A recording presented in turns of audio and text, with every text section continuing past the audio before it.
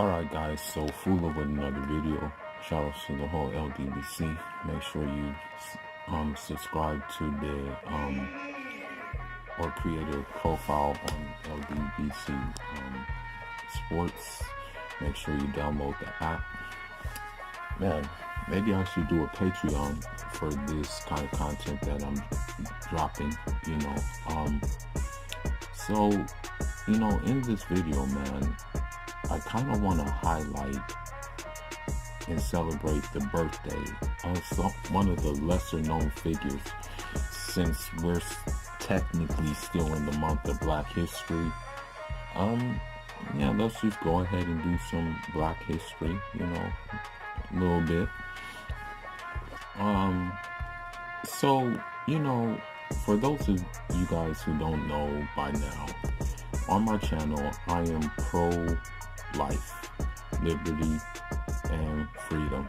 And what I mean by that is, I mean that I'm against all forms of oppression, and I'm also against imperialism in a real, true manner. I'm especially against imperialism in places where it's ravaged continents to this day, and is still ravaging continents to this day, especially in my home continent and my home country in Africa, and also in Latin America. When you read about what colonialism did and what imperialism did to some of these places, it's kind of like your parents tell you about certain things that were done and stuff like that, but it doesn't really hit you until you read it, until you read what conditions people actually were in these times, and even before colonialism, in slavery as well. But pretty much colonialism and slavery is simultaneous. They're parallel to each other.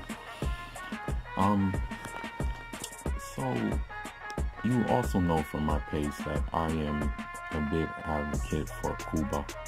And the reason that being, my family history, we have always been, aligned with them, due to my father's history.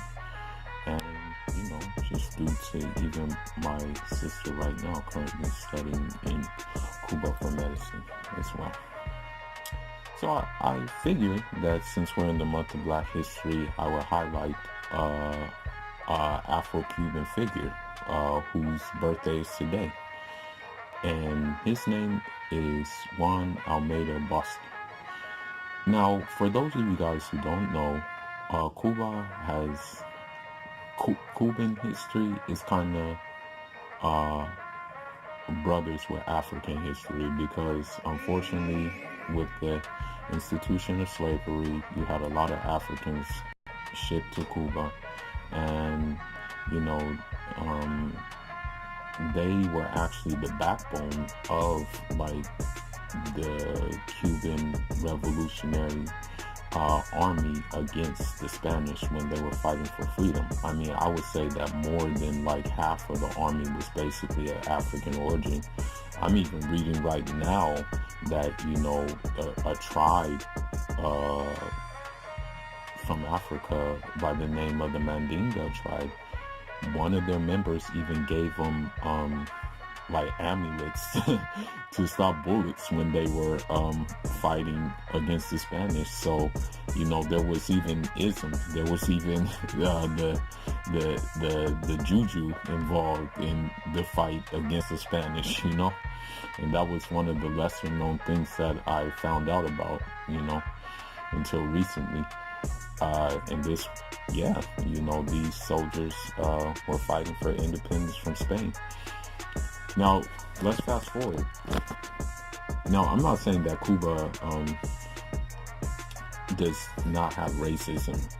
I mean, I think, honestly, racism is still a problem in Cuba, subtle forms of it and stuff like that. And, just different things day-to-day things and stuff like that. But I will say that, in terms of race relations, they're way better off than the United States. Yeah, definitely, most definitely.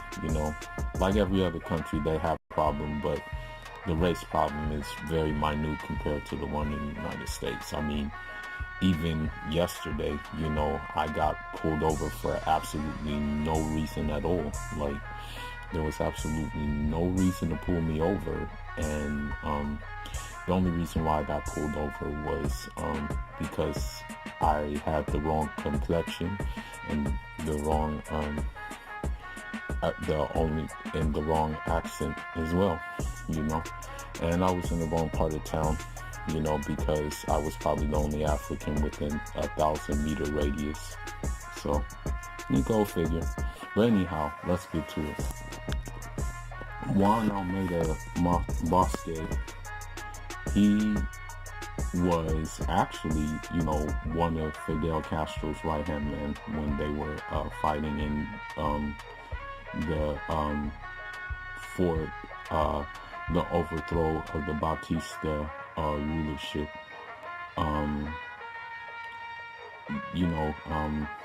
The thing is about him is he had humble beginnings. He was a bricklayer at first, and he started working at age 11. And the thing is, he was the only black commander in the rebel forces. Now, when we say black, we mean like ethnically black. And I guess you can say phenotypically black. So basically, if he were to come here, he would be considered black. Maybe perhaps in somewhere like if he went to Brazil or something like that, he would be considered maybe not black. Maybe he would be considered mulatto or something like that. But I guess you can say in March 1952, I guess what happened is he got educated, and so he was a law student. And what happened is he met Castro, who was also an attorney, or trying to become an attorney at the time. They shared similar ideas with one another, With that being said, they just linked up, and on July 26, 1953, they decided to lead an armed attack, and it was in the city of Santiago. It failed,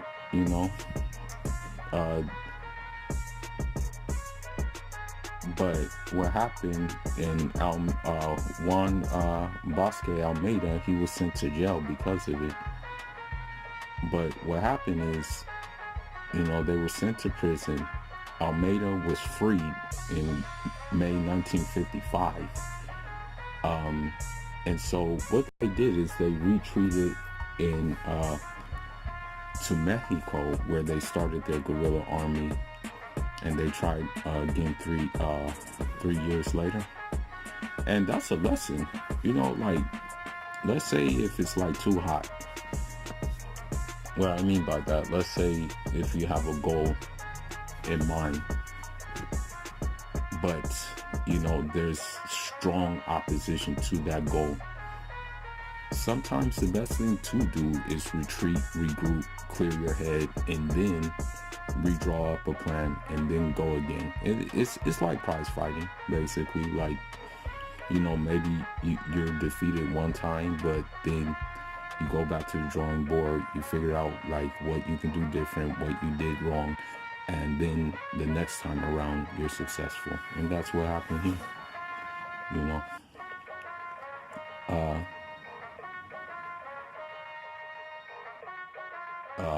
And Almeida had that spirit. He said nobody gives up. He said no one here gives up, basically.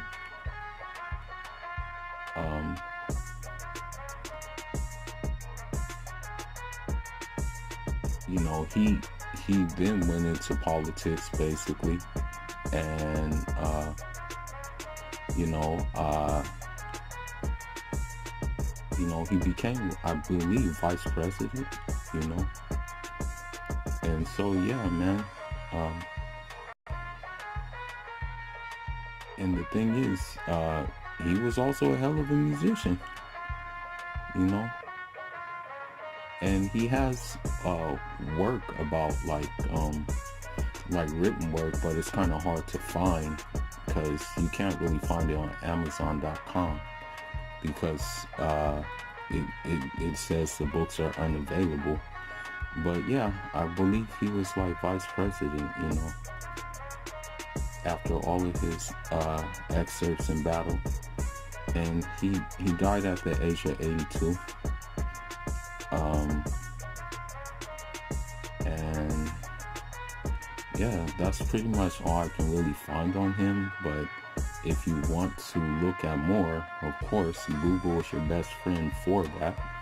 But no, I just wanted to highlight him, man, because he's like one of the lesser known dudes. But, you know, he's a brother. You know, absolutely. Dude is a brother. And so it just goes to show that when you're basically in a good situation, or in a situation where you can exercise your abilities and your courage and everything the like thereof, you will be rewarded for it, you know, as long as that situation is equal and just towards people who have the right intention, you know, not equal and just towards people who have the wrong intention, which a lot of these guys here where I'm at have the wrong intention. Like, I don't even want to really get started, but how are you going to declare a state of emergency so you can build a wall? Like, really, dude? Like, why not declare a state of emergency for the fact that Flint, Michigan still doesn't have clean water?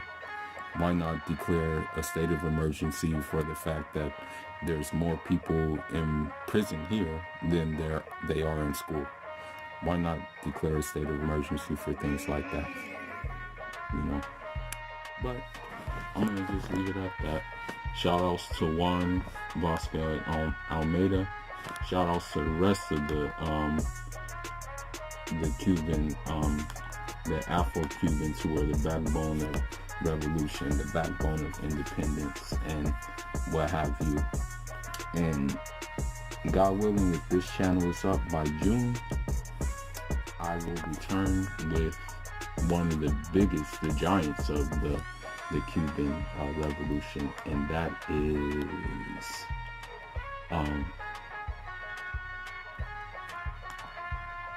Antonio Maceo. Leave your comments, leave your thoughts, and I'm off until the next one. Open for collaborations on boxing, on this stuff that I'm talking about, on track and field, on soccer, whatever it may be.